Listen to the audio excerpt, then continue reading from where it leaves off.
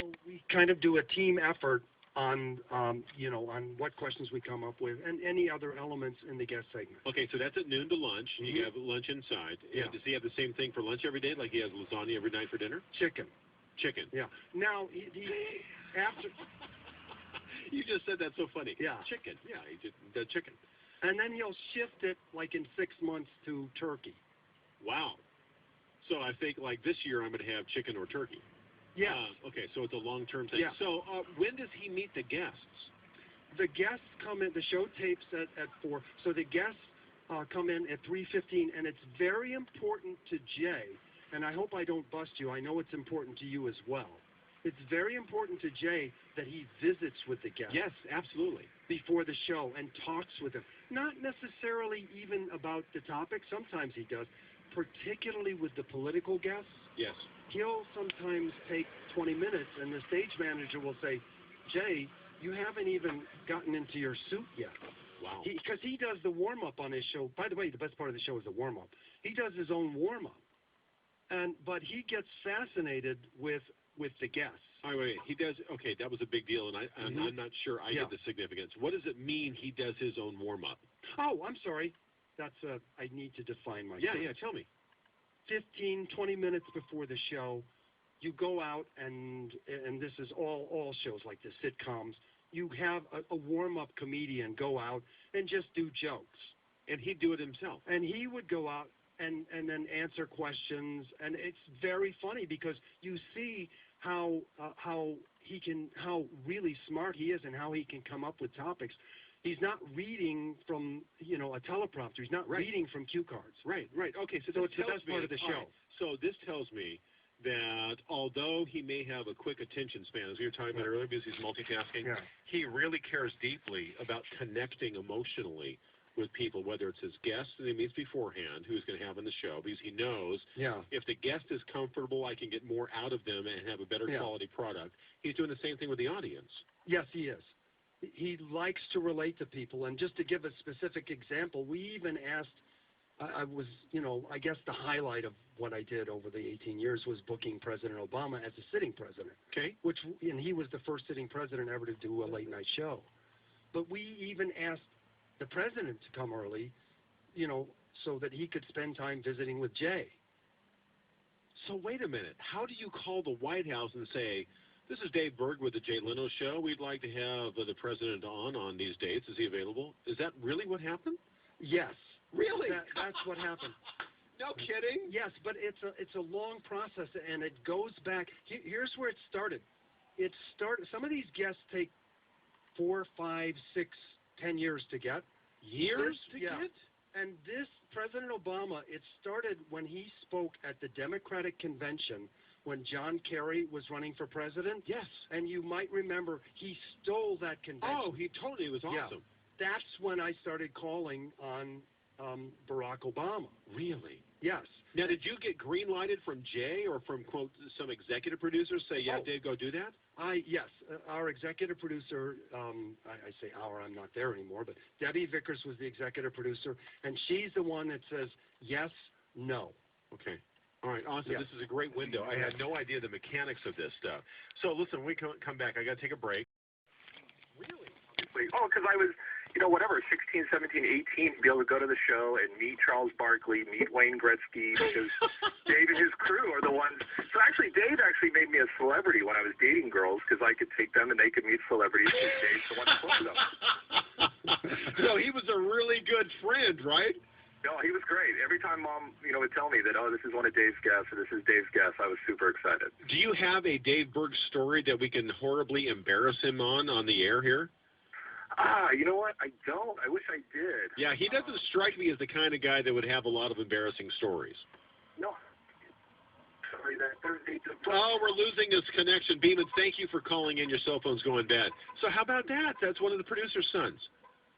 That is amazing. And what's really interesting, Beeman is a very strong Christian. And I encourage him there, and I'm very proud of him for that.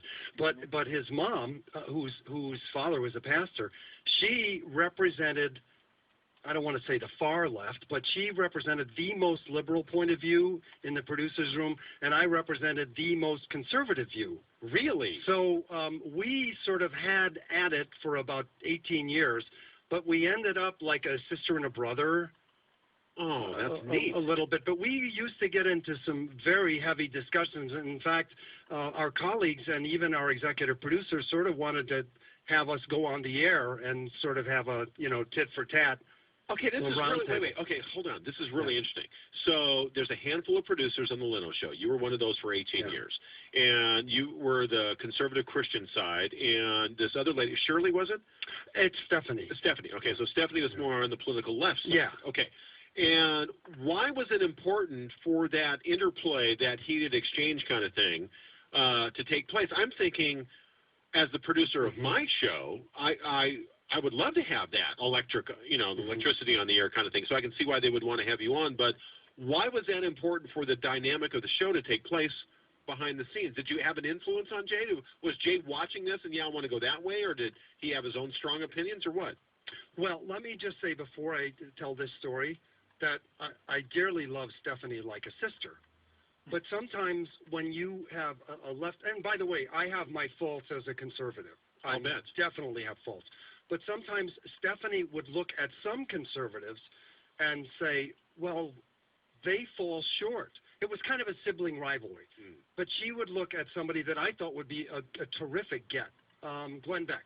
Okay. Right? Glenn Beck, and have been pushing him for some time, and then nobody was really interested, and I don't mind that. I mean, that's the process. You go in there and you throw pasta on the wall, and most of the time it slips down the wall. But then Glenn Beck ends up on the cover of Time magazine. Right. And I went back to Debbie, and I went back to Jay, and I went back to my colleagues, and I said, okay, is he good enough now for the show? And Stephanie had concerns. She said, well, I don't know. I heard he made some racist comments, which is okay. I don't mind being challenged. Right. Right?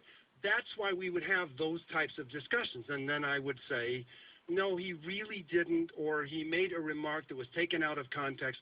That's why it was important to have those types of discussions. Okay, so this is great. Because we didn't want to have somebody come on and embarrass Jay. And, All right, so you would have this dynamic and argue for your guests. I mean, you would lobby for your guests on why you wanted them on the show. That would be wonderful. I'm just thinking I would love to have 5 producers that are pitching ideas constantly.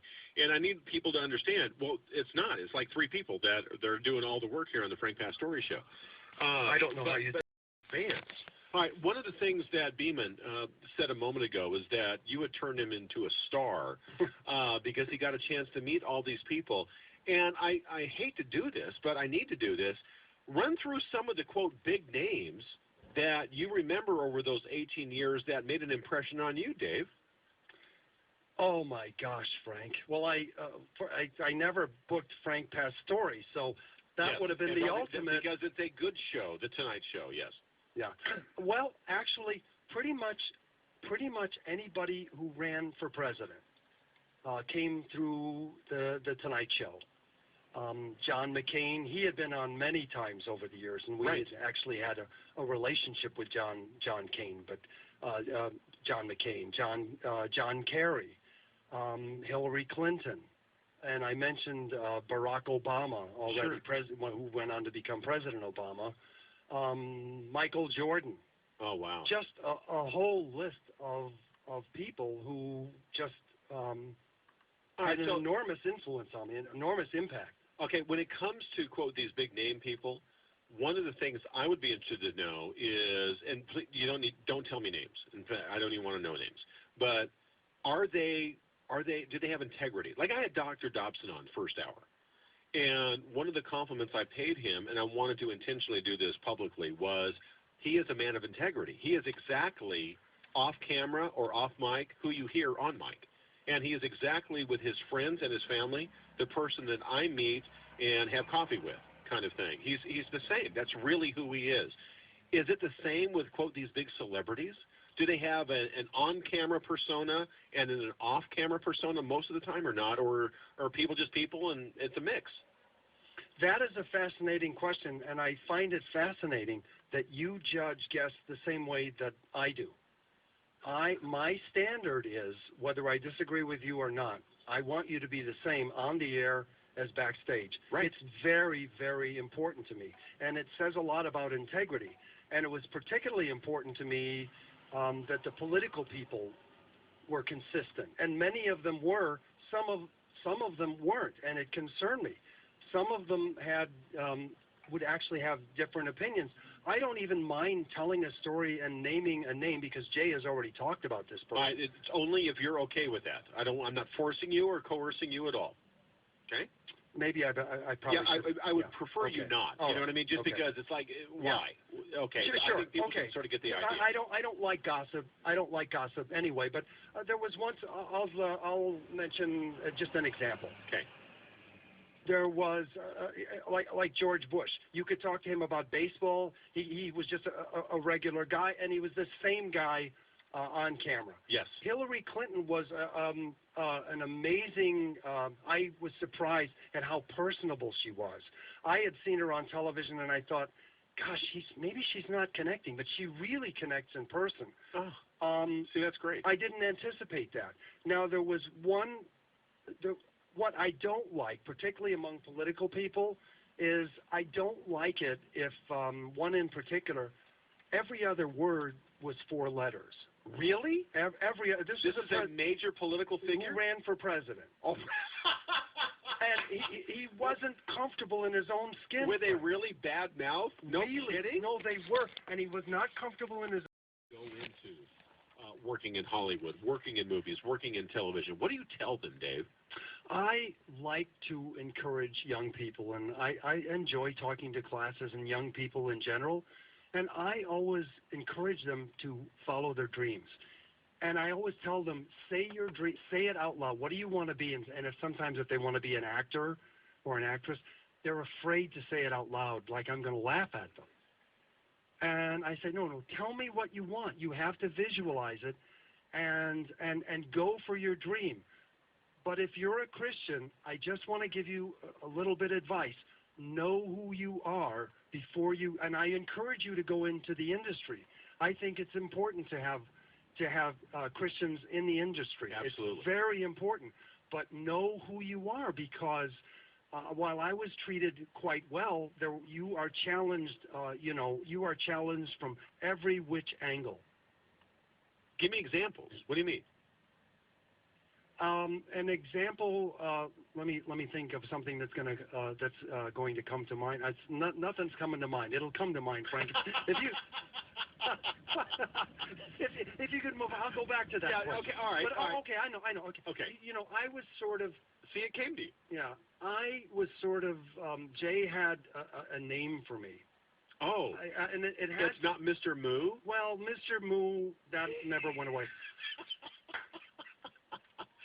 But right, so what was your name? It's because I had a Sunday school class for many years, and up until recently, which was a lot like the Frank Pastore show. Really? A Sunday school class in which I would talk about topics. And in fact, my original name for it, somebody said, you better rethink this name.